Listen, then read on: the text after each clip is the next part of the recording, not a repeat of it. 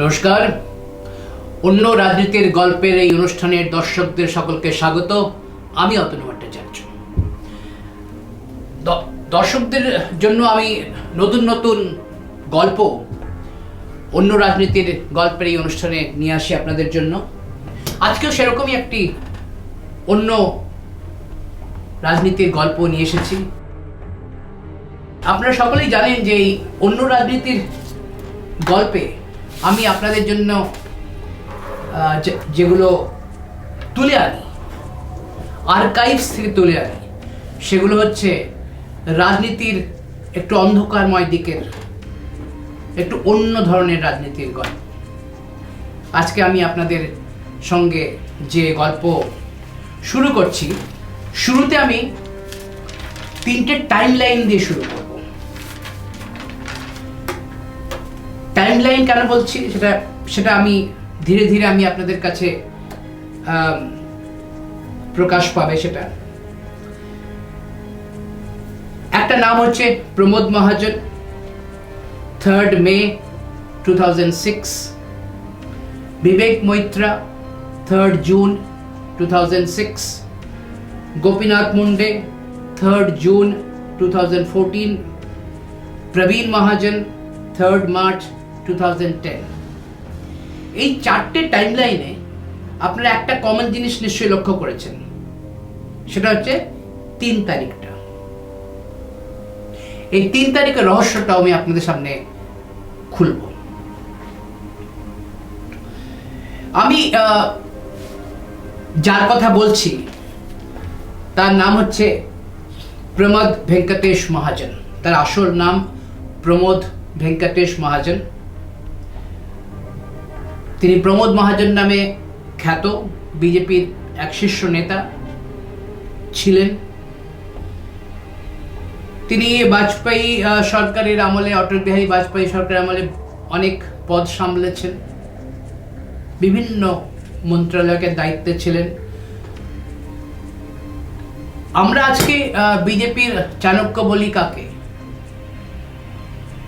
অমিত ভাই শাহকে। তখন সে সময়, আমি যে সময়ের কথা বলছি, 2006 তার মৃত্যু ঘটে।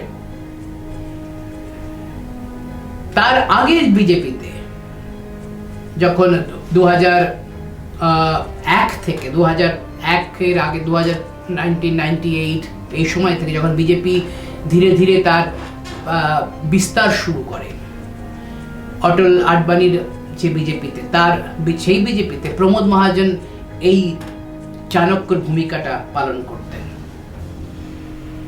কারণ আমরা প্রমোদকে, যখন আমরা সাংবাদিকতা করি, যে সময় আমরা সাংবাদিকতা করি, সেই সময় প্রমোদ মহাজন বিজেপির একজন অন্যতম শীর্ষ নেতা, এবং আমাদের সঙ্গে তার রেগুলার একটা কথাবার্তা, সাক্ষাৎকার হতো। এবং তিনি প্রথম একজন রাজনেতা বা রাজনৈতিক ব্যক্তিত্ব যিনি এই সাংবাদিকদের সঙ্গে অফ দ্য রেকর্ড বলে একটা উনি সেশন করতেন আমাদের সাথে। অফ দ্য রেকর্ড মানে সাংবাদিক সম্মেলন হয়ে যাওয়ার পরে আমরা সাংবাদিকরা মাইক অফ করে, যাদের কাছে মোবাইল অফ টপ করে আমরা বসতাম ওনার সামনে, উনি কিছু খবর দিতেন আমাদের। সেই খবরগুলো আমরা পরে ইউজ করতাম, কিন্তু কারুর নাম না করে, কারুর নাম তাতে কে বলেছেন না বলেছে তা না, সোর্সেস বলে আমাদের একটা ছিল। এবং প্রমোদ মহাজন এই জন্যেই সাংবাদিকদের কাছে খুব প্রিয় ছিলেন।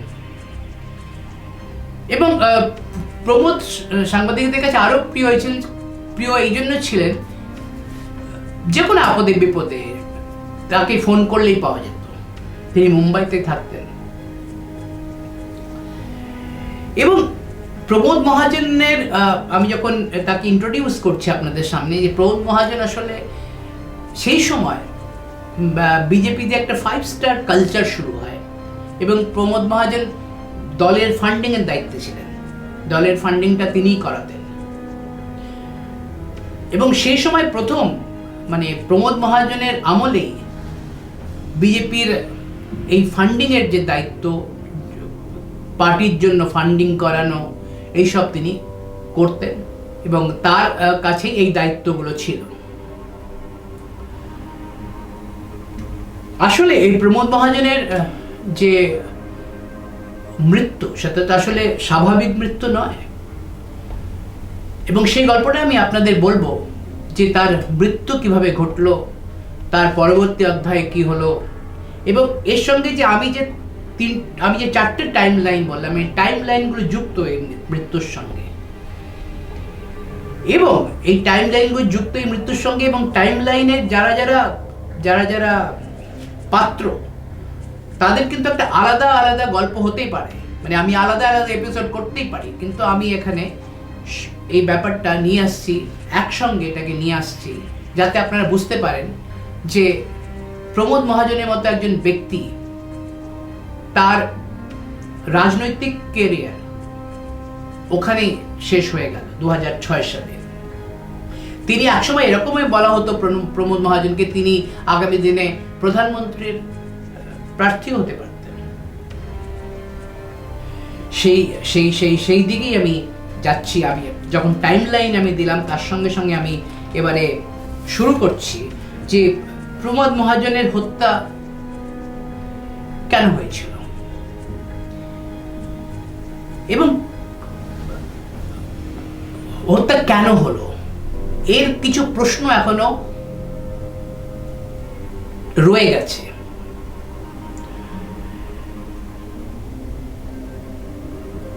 আমি 3 মে 2006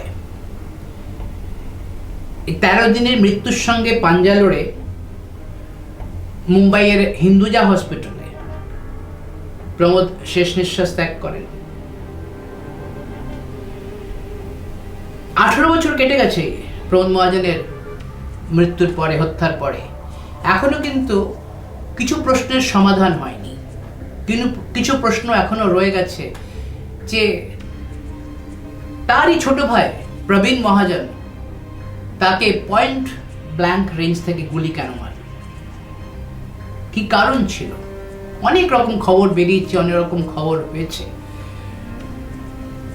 আমি সেই দিনের ঘটনাটা আপনাদের সামনে তুলে ধরছি, যে কি কারণে প্রমোদ মহাজনকে তার ছোট ভাই প্রবীণ মহাজন বুকে 3-3টে গুলি বিঁধে দিলেন, সেই গল্পটাই এখন আপনাদের সামনে আমি বলতে যাচ্ছি। এই প্রমোদ মহাজন, প্রবীণ মহাজন, যখন ঘটনার পরে তাকে তো আজীবন কারাবাসের তার সাজা হয়, এবং তাকে নাসিক জেলে তিনি থাকেন। নাসিক জেলে তিনি ফারলো একটা হয়, মানে তাকে কিছু দিনের জন্য হেলথ গ্রাউন্ডে রেহাই দেওয়া হয়েছিল, জেল থেকে বার করা হয়েছিল। তখন তিনি সেখানে কিছু সাংবাদিক সম্মেলনও করেছিলেন, তিনি সেই সময় থাকাকালীন একটা আত্মজীবনী লিখেছিলেন মারাঠিতে। তার নাম ছিল মাজা অ্যালবাম। মাজা অ্যালবাম মানে হচ্ছে আমার অ্যালবাম। এবং তাতে তিনি একটা জায়গায় লিখেছিলেন, এই ঘটনা কি করে ঘটলো, কে ঘটালো, এটা কেউ কোনোদিন জানতে পারবে না। এটা প্রবীণ মহাজন তার অ্যালবামে লিখে গেছিলেন। আমি ঘটনার দিনটা আপনার সামনে তুলে ধরছি। ঘটনার দিন ছিল 22 এপ্রিল, শনিবার, 2006 সাল, সকাল 7:30।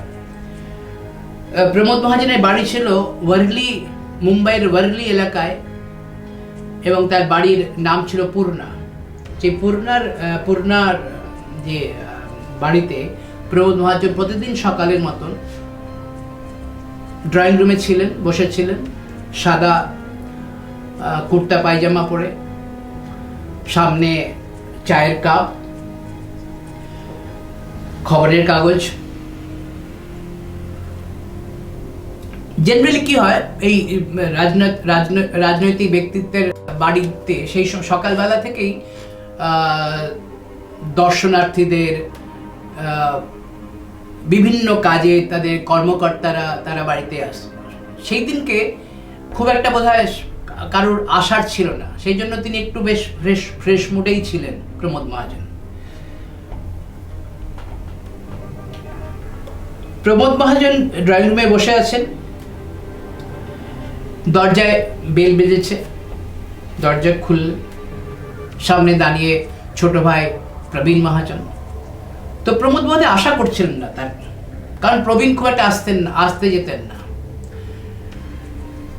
তো প্রমোদ মহাজন তাকে মারাঠিতে জিজ্ঞাসা করলেন, কি ব্যাপার, কেন এসেছো তুমি এখানে?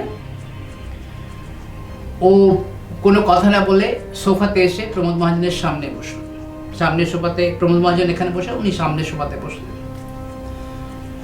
বসে দুজনের মধ্যে কথাবার্তা আলোচনা শুরু হলো। এরকম কথাবার্তা হচ্ছে কথাবার্তা আস্তে আস্তে কথাবার্তাটা পরিণত হচ্ছে একটা বিতর্কে, একটা বাক বিতণ্ডায়।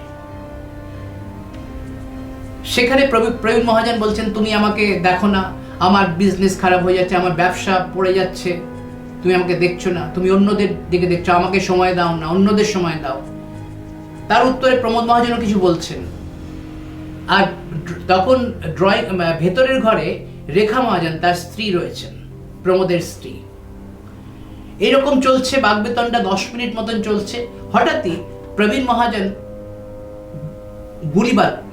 পিস্তল বার 32 বোরের পিস্তল বার করেন, ব্রাউনি পিস্তল, এবং পয়েন্ট ব্ল্যাঙ্ক রেঞ্জ থেকে তিনটি গুলি চালিয়ে দেন প্রমোদ মহাজনের বুকে। সেই সময় পুলিশ রিপোর্ট বলেছিল যে তার পিস্তলে 9খানা গুলি ছিল।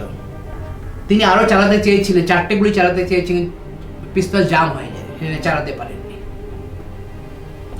যাই হোক, এই যখন এই গুলির আওয়াজ শুনে রেখা মহাজন বাইরে বেরিয়ে এসেছেন।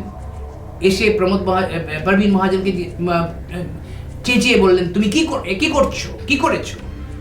তাকে ধাক্কা দিয়ে সরিয়ে দেওয়ার চেষ্টা করলেন। উল্টে প্রবীণ মহাজন রেখা মহাজনকে ধাক্কা দিয়ে বলেন, তোমরা তো আমার কথা শোনোনি, তাই আজকে এই পরিস্থিতি তোমাদের। বলে তিনি প্রমোদ মহাজনের বাড়ি থেকে 15টা সিঁড়ি নিচে নেমে গেলেন। তার গাড়ি পার্কিংয়ে রয়ে গেল। তিনি ট্যাক্সি করে ওয়ারলি পুলিশ স্টেশনে গেলেন সারেন্ডার করতে।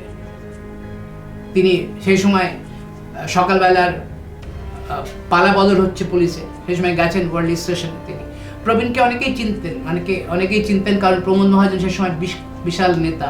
তার ভাই পরিচয় দিয়ে তিনি সবাইকে, অনেকে গেছেন। তিনি পুলিশ স্টেশনে গিয়ে বলেন, আমি প্রমোদ মহাজনকে গুলি করে এসেছি।